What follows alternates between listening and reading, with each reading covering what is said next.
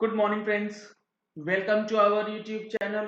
Friends, मेरे पास बहुत सारी ऐसी रिक्वेस्ट आती हैं कि सर हमारा assessment year 16-17, assessment year 17-18, assessment year 14-15 का इनकम टैक्स रिटर्न जो है वो फाइल नहीं हो पाया है। क्या उसे फाइल किया जा सकता है? क्या उसके लिए कोई ऑप्शन दिया गया है इनकम टैक्स एक्ट में? आज मैं आपको बताने वाला हूं क्या ऑप्शन है और अपनी इनकम टैक्स रिटर्न आप कौन सी सिचुएशन में फाइल कर सकते हैं और उसको फाइलिंग करने का क्या तरीका हो सकता है। और वो तरीका ऑनलाइन अवेलेबल करवा दिया गया है पोर्टल के अंदर। इससे पहले एक जरूरी सूचना, जीएसटीआर 9 जो कि फाइनेंशियल ईयर 18-19 से रिलेटेड है, उसकी लाइव ट्रेनिंग ऑनलाइन सेशन होने वाली है 7 जून 2020 यानी कि कमिंग संडे को। अगर आप इस वेबिनार में जुड़ना चाहते हैं तो इस मोबाइल नंबर पे कॉल करके अपना रजिस्ट्रेशन करा सकते हैं। GSTR 9 for financial year 18-19। अब देखिए, जो हमारा इनकम टैक्स रिटर्न का फॉर्म है, ये मैंने ऑनलाइन फॉर्म खोला हुआ है इनकम टैक्स इंडिया की इनकम टैक्स के पोर्टल के ऊपर। यहां पे जब आप देखेंगे column number A20 filed under section, यानी कि रिटर्न जो आप फाइल कर रहे हैं वो कौन से वाले सेक्शन में फाइल कर रहे हैं। पहला है 139 सब सेक्शन 1, यानी कि जो ड्यू डेट या उससे पहले अगर फाइल करते हैं, बिलेटेड रिटर्न, रिवाइज रिटर्न। और चौथा ऑप्शन है 119 subsection 2 clause B after condonation of delay. पहले ये ऑप्शन जो है ऑनलाइन अवेलेबल नहीं कराया जाता था। अब यहाँ पे 119(2)B जो है ऑप्शन दिया गया है। सर ये क्या है 119(2)B?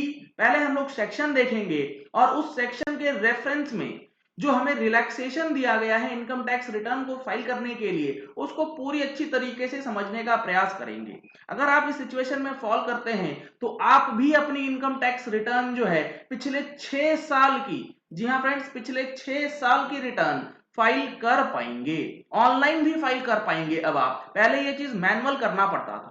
अब देखिए 119 जो सेक्शन है वो मैंने ओपन किया है। इसका सब सेक्शन 2 बेसिकली ये है क्या? सेक्शन बात करता है इंस्ट्रक्शन टू सबऑर्डिनेट और अथॉरिटीज। यहां पर इंस्ट्रक्शंस दिए जाते हैं सबऑर्डिनेट अथॉरिटीज को। इसके अंदर सब सेक्शन 2 जो है वो स्टार्ट होता है without prejudice to the generality of the foregoing power. इसका क्लॉज बी है द बोर्ड में, बोर्ड मतलब CBDT, if it considers it desirable or expedient so to do for avoiding genuine hardships in any case or classes of case by general or special order, authorize any income tax authority not being a commissioner appeal to admit an application or claim for any exemption, deduction, refund or any other relief under this act after the expiry of the period specified by or under this act for making such application or claim and deal with the same on merits in accordance with the law। यानी कि यहां पे एक exclusive power दी जा रही है authorities को कि किसी प्रकार की एप्लीकेशन जो कि एग्जम्पशन से रिलेटेड हो, डिडक्शन से रिलेटेड हो या रिफंड से रिलेटेड हो या और किसी प्रकार की कोई रिलीफ जो कि उस टाइम पीरियड में मिलनी चाहिए, मतलब उसका ड्यू डेट एक्चुअली पार हो गया स्पेसिफाइड डेट, उसके बाद अगर कोई रिलीफ की जरूरत है तो 119 सब सेक्शन 2 क्लॉज बी के अंदर स्पेशल ऑर्डर या जनरल ऑर्डर निकाल करके किया जा सकता है। अब देखिए एक सर्कुलर इशू हुआ था, सर्कुलर नंबर 9/2015, 2015 का ये सर्कुलर है। ये कहता है section 119 of the income tax act 1961, income tax authorities instruction to subordinate authorities, condonation of delay in filing refund claim and carry forward of losses under section 119 subsection 2 clause B। यहां पे refund application and carry forward of losses के cases के लिए एक exclusive power दी गई है, एक exclusively कॉन्डोनेशन of delay का प्रोसीजर जो है बनाया गया। In supervision of all earlier instructions, circular guidelines issued by the CBDT from time to time to deal with the applications for condonation of delay in filing, claiming refund and returns, claiming carry forward of losses and set off thereof under section 1192B of the Income Tax Act The present circular is being issued containing comprehensive guidelines on the conditions for condonation and the procedure to be followed for deciding such matters. यानी कि income tax return के अंदर अगर आपका refund बनता है या आपका कैरी फॉरवर्ड लॉसेज है तो उसके लिए आप कॉन्डोनेशन ऑफ डिले लगा सकते हैं। अब आगे इन्होंने बोला the principal commissioner of income tax और commissioner of income tax shall be vested with the powers of acceptance or rejection of such application claims if the amount of such claim is not more than 10 lakhs. अगर आपका claim 10 lakh से कम है तो principal commissioner या commissioner of income tax के पास आप application लगा सकते हैं फॉर कॉन्डोनेशन ऑफ डिले और उनके पास पावर है उसे अप्रूव करने की या रिजेक्ट करने की। आगे इन्होंने लिखा है the principal chief commissioner of the income tax और the chief commissioner of income tax shall be vested with the powers of acceptance or rejection of such application if the amount exceeds 10 lakh but it is not more than 50 lakhs. अगर 10 लाख से ऊपर है लेकिन 50 लाख से कम है तो आपको principal chief commissioner या chief commissioner of income tax के पास एप्लीकेशन देनी होगी। अगर आपका क्लेम 50 लाख से ऊपर है the applicant or the claim for amount exceeding rupees 50 lakhs shall be considered by the board. 50 lakh से ऊपर का अगर रिफंड है या क्लेम है आपका तो उसके लिए आपको बोर्ड के पास एप्लीकेशन डालना होगा। तो मैक्सिमम लोगों का केसेस 10 लाख से कम वाला है तो वहां पे आप principal commissioner of income tax को लिख सकते हैं। No condonation application for refund or losses shall be entertained beyond 6 years from the end of the assessment year for which such application is made. यानी कि जिस एप्लीकेशन की बात आप करते हैं टैक्स पीरियड की वो 6 साल से ऊपर नहीं जा सकता जिस दिन आप फाइल करते हैं। यानी कि पिछले 6 असेसमेंट ईयर्स की फाइलिंग आप कर पाएंगे, आप एप्लीकेशन जो है वो लगा पाएंगे in case of refund, in case of losses of carry forward. This limit of 6 years shall be applicable to all authorities having powers to condone the deed. ये 6 साल की लिमिट तीनों ही कैटेगरीज में लागू रहेगी।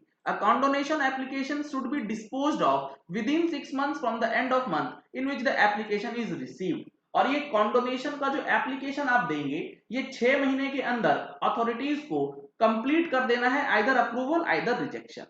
In a case where refund claim has arisen consequent to a court order, the period for which any such proceedings were pending before any court of law shall be ignored while calculating the period of 6 years. अगर आपका refund आया है court के order से तो इस 6 साल में वो पीरियड जो कि कोर्ट प्रोसीडिंग्स के अंदर था वो आप बाहर निकाल देंगे। The power or acceptance of rejection of application within the monetary limits delegated to the principal CCITs in case of such claims will be subject to the following conditions. Conditions क्या क्या हैं?